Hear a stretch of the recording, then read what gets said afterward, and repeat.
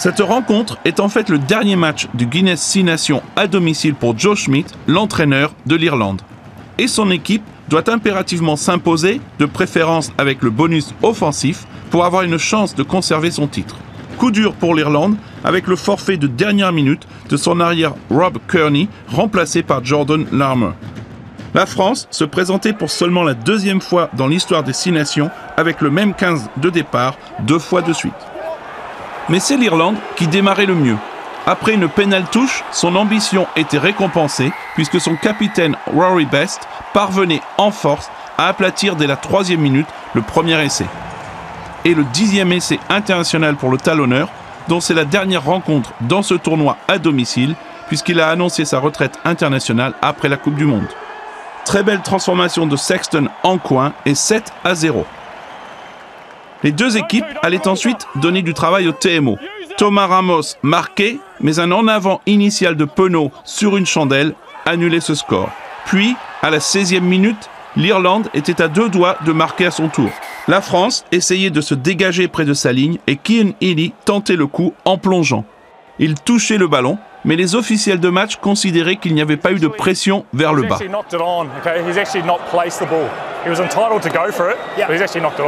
En avant pour l'arbitre. L'Irlande dominait territorialement et, à l'approche de la demi-heure de jeu, elle inscrivait logiquement son 2e essai de très belle facture. Sexton combinait avec Ringrose, mais contournait la défense pour prendre le trou et aller marquer sous les poteaux. La pression irlandaise était enfin récompensée, la France ayant du mal à sortir de son camp. Transformation facile pour Sexton et 14-0.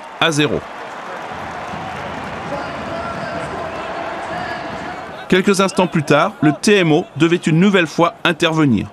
Ringrose, sur une chandelle de Sexton, devançait Ramos et s'emparait du ballon pour aller marquer. Malheureusement pour les Irlandais, le jeune centre avait perdu le contrôle du ballon avant de marquer cet essai qui aurait été superbe. Score inchangé, 14-0. Mais pas pour longtemps. En effet, la France souffrait en défense après avoir passé pratiquement toute la première période dans son camp, à plaquer à tour de bras.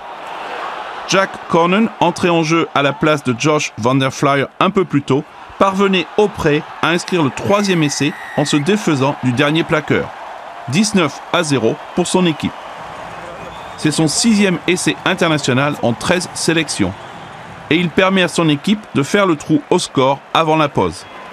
Sexton manquait la transformation, mais 19-0 pour les Verts, soit la plus grande marge à la mi-temps contre la France dans l'histoire de cette compétition.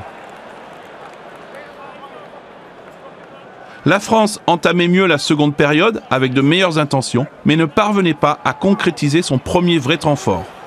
Et à la 56e minute, l'Irlande inscrivait le 4e essai, synonyme de bonus offensif. Un essai opportuniste, consécutif à une superbe passe intérieure de CJ Stander vers Keith Earls, qui prenait la défense adverse en défaut. 3e essai en 3 matchs pour le joueur du Munster. Et c'est donc du bonus si important pour l'Irlande face à un 15 de France impuissant et dépassé par l'organisation adverse. La France, après avoir été outrageusement dominée, allait sauver l'honneur en toute fin de partie et ne pas finir à 0 points, ce qui ne lui est pas arrivé depuis 1990 dans le tournoi. Ainsi, après avoir pris le trou, Aldrit fixait le dernier défenseur et passait à Johan Huget qui allait marquer l'essai de consolation pour les visiteurs. 3e réalisation dans ce tournoi pour Huget, devant un public français venu en nombre et qui a dû patienter longtemps. 26-7 avec la transformation facile de Baptiste Serin. Et juste avant le coup de sifflet final, la France inscrivait un nouvel essai pour un score finalement plus honorable. Sur un molle, plusieurs bleus franchissaient la ligne et c'est Camille Chat qui a aplati l'essai accordé après consultation du TMO. Difficile de savoir qui a marqué, mais le talonneur du Racing 92 en est crédité.